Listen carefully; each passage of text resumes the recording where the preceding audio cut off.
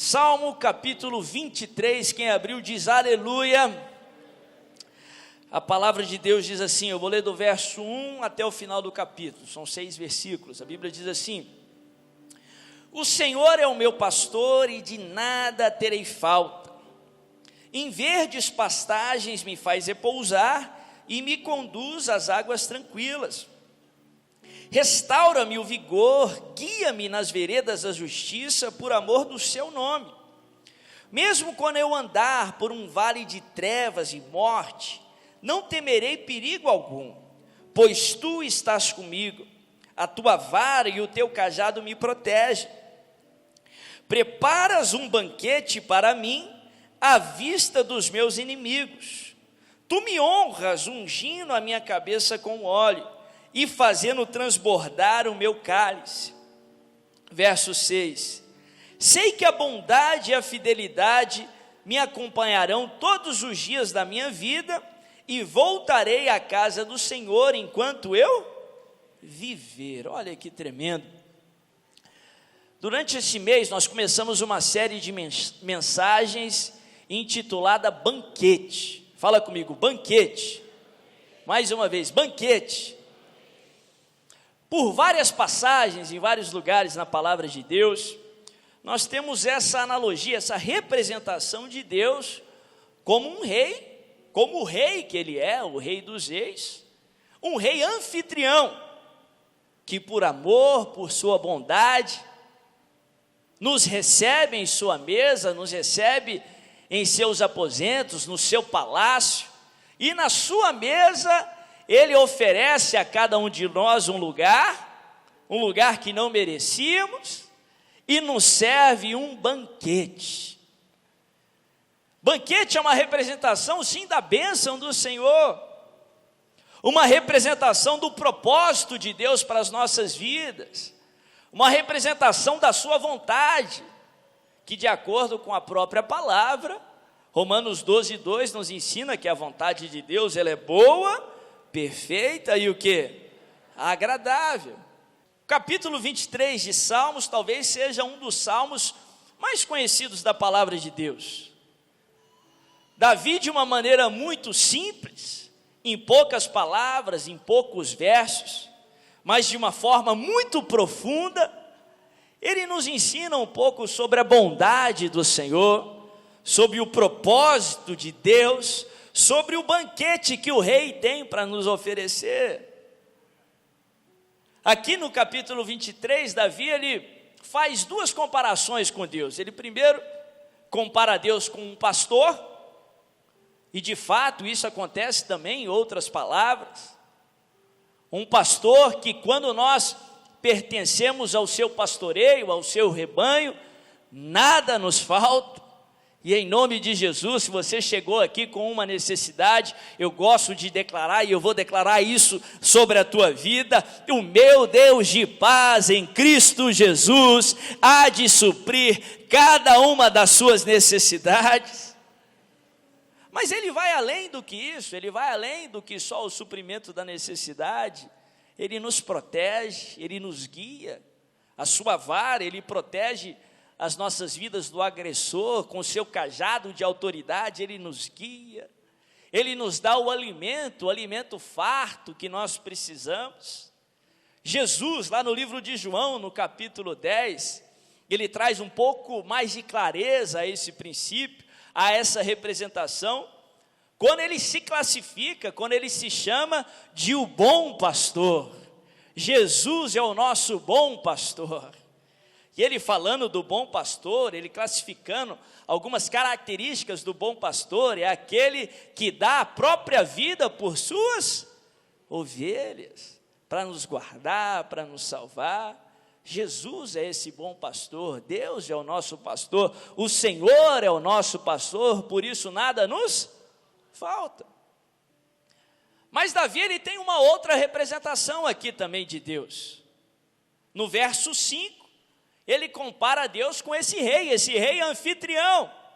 Ele é o pastor e ele também é o rei que nos recebe. Nós não merecíamos, mas mesmo assim ele nos recebe. Ele não precisava fazer isso, mas ele é tão bom, Ele nos ama tanto que Ele nos recebe. Ele nos dá um assento na sua mesa. E Ele serve para nós um banquete. Ele é aquele que prepara uma mesa na presença dos seus inimigos ou dos seus adversários. Ele unge a sua cabeça com óleo. Nós que temos uma visão do Novo Testamento, nós sabemos que unção representa também o Espírito Santo, representa também uma manifestação de Deus aqui na terra, ou a manifestação de Deus aqui na terra. Mas ali no contexto daquela época, naquele contexto de sociedade, ungir a cabeça com óleo significava honra. O anfitrião, quando ele queria honrar o convidado, ele fornecia esse óleo, ele ungia a pessoa com óleo. Nós não merecíamos, mas mesmo sem merecer, pela grande bondade e misericórdia do Senhor, Ele não só preparou um banquete, como Ele nos revestiu de honra, em nome de Jesus. Você que veio aqui nessa noite, porque Deus é tão bom, e Ele te ama tanto, Ele vai derramar sobre a sua vida ainda essa semana, o banquete celestial e muita honra, em nome de Jesus. E a Bíblia fala que esse rei também faz o nosso cálice transbordar. Fala comigo, transbordar. Deus não é Deus só de suprimento de necessidade, não. Ele é Deus que vai além. Ele faz o seu cálice transbordar. Ele quer te dar tanto, Ele te ama tanto, Ele quer te abençoar tanto, que Ele quer que a bênção sobre a sua vida transborde. Ele quer que a bênção na sua vida também seja derramada nas pessoas que estão à sua volta. Ele quer te dar em fartura, sim, para que você não só seja abençoado, mas através de você pessoas sejam abençoadas. Ele quer te abençoar tanto que você não só seja abençoado, mas você também seja uma bênção em nome de Jesus. Por isso que Ele quer que o seu cálice transborde. Mas eu quero frisar nessa noite algumas lições que eu aprendo com essa frase, que foi a base de toda essa série. Preparas uma mesa ou preparas um banquete na presença dos meus inimigos ou dos meus adversários. E o título da mensagem de hoje é essa: preparas um banquete. Ele é Deus que prepara um banquete na presença dos nossos adversários. Não migalhas, não sobras, mas um banquete completo, pleno. Eu queria compartilhar algumas lições rapidamente que eu aprendo com essa frase. Simples, com tanto conteúdo, com tanta profundidade, que Davi nos ensina aqui no Salmo 23. O que eu aprendo aqui? Primeira lição. Quando Davi fala, preparas uma mesa na presença dos meus adversários. Primeira lição clara que eu aprendo com esse texto, parece até simples, mas eu creio que vai ser uma verdade que vai te edificar. Número 1, você terá batalhas. Você terá batalhas. Fala para o seu irmão, você terá batalhas. Isso não é nenhuma novidade, eu creio que para 100% das pessoas aqui. Prepara uma mesa na presença dos meus adversários. Quando você encontra os seus adversários? Não é em momento de lazer, não é em momento que você está em paz, mas sim no meio das batalhas. Davi está falando de refrigério, Davi está falando de uma bênção que acontece no meio da batalha. Primeira lição que aprendo com esse texto, primeira lição que eu gostaria de compartilhar: você terá batalhas. Eu creio que a grande maioria de nós está no meio de uma batalha, você está enfrentando uma batalha. A vida cristã é uma vida de batalhas.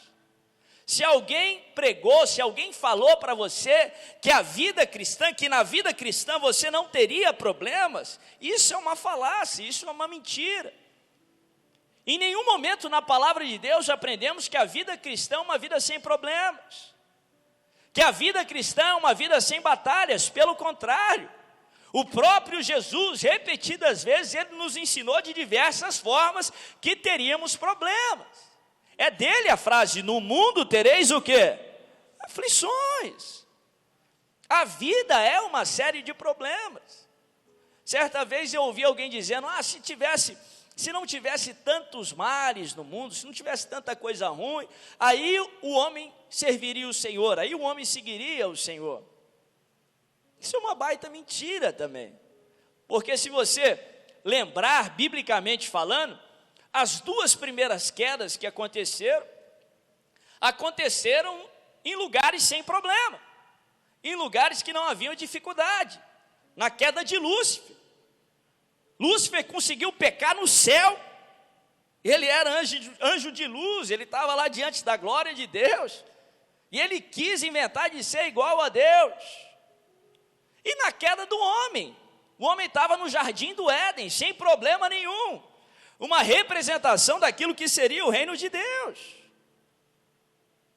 A vida é uma série de problemas, não existe vida sem problema. Isso não é para nos prejudicar, não. Deus permite isso com um propósito. Deus permite isso porque Ele tem um plano, e os planos do Senhor, Jeremias 29:11, nos ensina que são de paz e não de mal, são sempre para nos abençoar.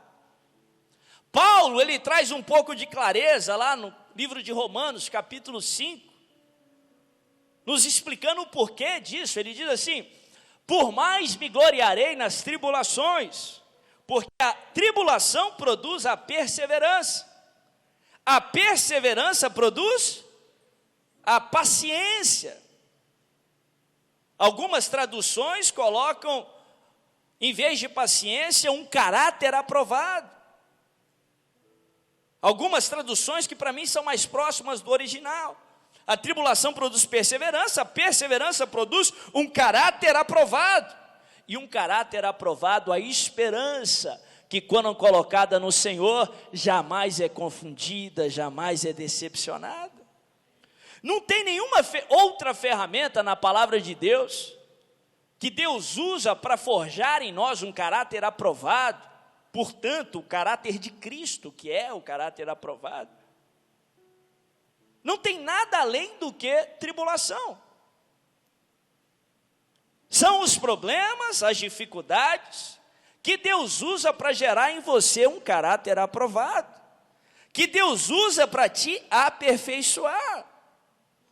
Por isso que a vida aqui na terra vai ser uma série de problemas. Ele jamais disse que nós não passaríamos por problemas. Como eu falei, no mundo tereis aflições, mas não curva a sua cabeça, tenha bom ânimo, se alegre, porque eu venci o quê? O mundo. Preparas uma mesa na presença dos meus inimigos.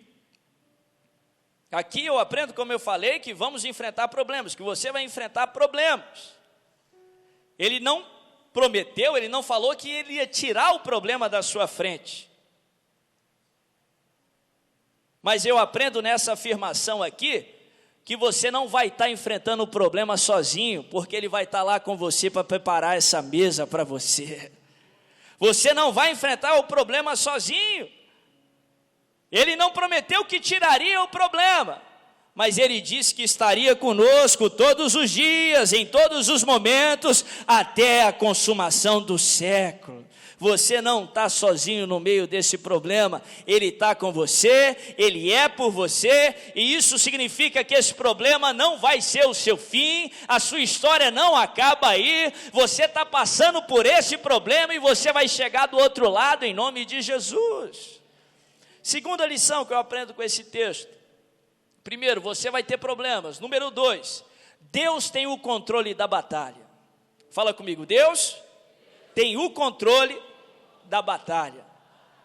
Presta atenção aqui na frase novamente: preparas uma mesa na presença dos meus inimigos. Pensa no meio da batalha. Para que você desfrute do banquete que Ele vai te dar, para que você se alimente, você não pode estar lutando. Você não pode estar movimentando os seus braços, usando as armas. Para que você desfrute desse banquete, a batalha tem que parar. Em outras palavras, aqui nesse texto eu aprendo, na afirmação de Davi eu aprendo, que na hora que Deus quiser, Ele para a batalha. Na hora que Deus quiser, a batalha continua. Porque Deus tem completo, Deus tem total controle da batalha. A situação pode sair do nosso controle, o problema pode sair do seu controle, mas nada sai do controle do Senhor. Ele tem todo o controle da batalha. Na hora que Ele quiser, o inimigo tem que parar de atacar. Na hora que Ele dizer pare, parou. Na hora que Ele quiser, na hora que Ele disser continua, tem que continuar. Porque Ele tem toda a autoridade, Ele tem todo o controle. Até o adversário, até o diabo, só pode agir na esfera que Deus permite. Até o diabo tem que se sujeitar ao controle de Deus. Lembra ali do livro de Jó? O diabo foi lá cirandar com os filhos dos homens. Deus chamou a atenção dele para Jó. O diabo falou: Jó só serve o Senhor, Jó só é fiel porque o Senhor abençoa ele. Tira as bênçãos para você ver. Deus fala para ele: pode tirar as bênçãos, mas não toca nele. O diabo só pôde agir no raio de ação que Deus permitiu. Depois, lá na frente, o diabo pede de novo. Deus fala: você pode tocar, mas não tire a sua vida. Deus tem todo o controle da batalha. Deus tem todo o controle da sua situação. Se você já teve esse sentimento como eu, que o chão foi tirado, que parece que não tem controle nenhum, o Senhor te trouxe aqui para te lembrar: Ele tem o controle da batalha. Ele tem o controle da batalha. Diz comigo: Deus tem o controle da batalha. Número 3. Terceira lição que eu aprendo aqui. Deus não permite que você enfrente nada despreparado. Ele não permite que você enfrente nada despreparado. Em outras palavras, Ele não permite que você percorra um caminho que não possa percorrer, que carregue uma cruz que não consiga carregar, que enfrente uma batalha que não consiga vencer. Pelo contrário, antes de você enfrentar o problema, Ele te reveste de alimento, Ele te reveste de força, Ele te reveste de graça, para que você enfrente, para que você prevaleça. Ele não permite que você enfrente nada despreparado. Se você chegou aqui pensando em desistir, se você chegou aqui pensando em entregar os pontos, se você chegou aqui pensando que está cansado demais, que não tem forças, a palavra de Deus diz assim, que é Ele que faz forte ao cansado, é Ele que multiplica as forças daquele que não tem vigor. Em nome de Jesus, você pode enfrentar e você pode vencer, você pode continuar e você pode chegar onde Deus sonhou para você. Se você se sentir sem forças, Ele te ama tanto, que Ele para a batalha, Ele te prepara uma mesa, Ele te prepara um banquete, e Ele renova as suas forças. Ele te dá o alimento que você precisa para continuar. E eu sinto que para algumas pessoas é isso que está acontecendo nessa noite. O Senhor te chamou para a sua tenda, o Senhor te chamou para a sua igreja, para que Ele possa te dar o banquete que você precisa, para que Ele possa te dar o alimento que você precisa, e nessa força você vai percorrer e você vai chegar onde Deus tem para você. Deus não permite que você passe por nada despreparado, é o conceito de graça.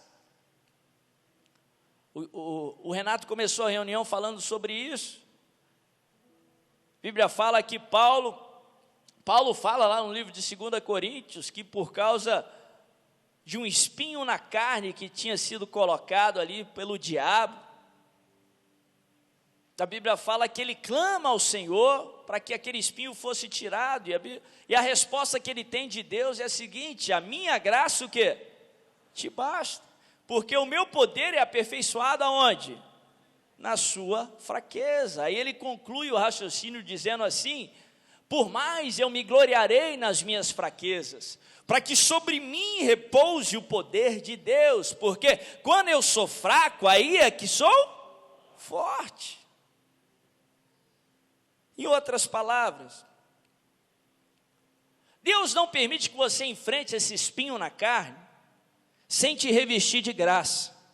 Graça, graça. Uma das definições de graça, graça não é só favor imerecido, graça é um pouco da plenitude do Senhor.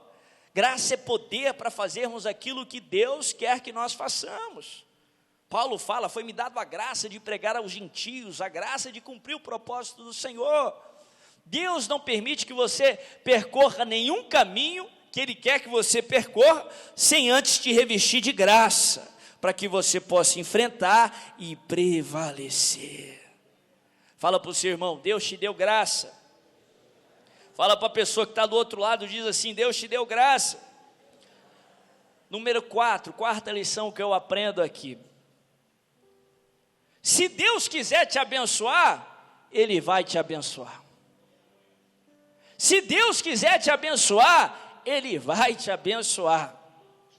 Preparas uma mesa ou preparas um banquete na presença dos meus adversários. Você pode estar no meio de uma batalha, você pode estar no pior momento da sua vida. Não tem diabo, não tem demônio, não tem pessoa, não tem homem, não tem mulher, não tem patrão, não tem vizinho, nada. Se Deus quiser te abençoar, Ele para tudo e Ele vai te abençoar. Nada pode impedir o agir de Deus. A Bíblia fala que agindo Deus, o quê? Ninguém é doido de impedir. Se Deus quiser te abençoar, Ele vai te abençoar. Quinta e última lição que eu aprendo com essa frase. Geralmente, os banquetes, eles são dados por celebração. Geralmente eles acontecem depois de uma batalha, depois de um momento difícil, para celebrar aquela vitória. Na Bíblia nós temos algo novo acontecendo.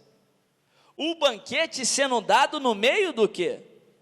Da batalha, no meio do problema, no meio da dificuldade. Dentre todas as lições que eu aprendo aqui com esse banquete sendo oferecido no meio da batalha, é que no meio da batalha, o Senhor sempre vai te lembrar que o banquete da vitória já está preparado, que o banquete da resposta já está preparado. Em outras palavras, a sua vitória é questão de tempo, o seu milagre é questão de tempo. Fala para o teu irmão: o teu milagre é questão de tempo. A sua vitória está chegando em nome de Jesus.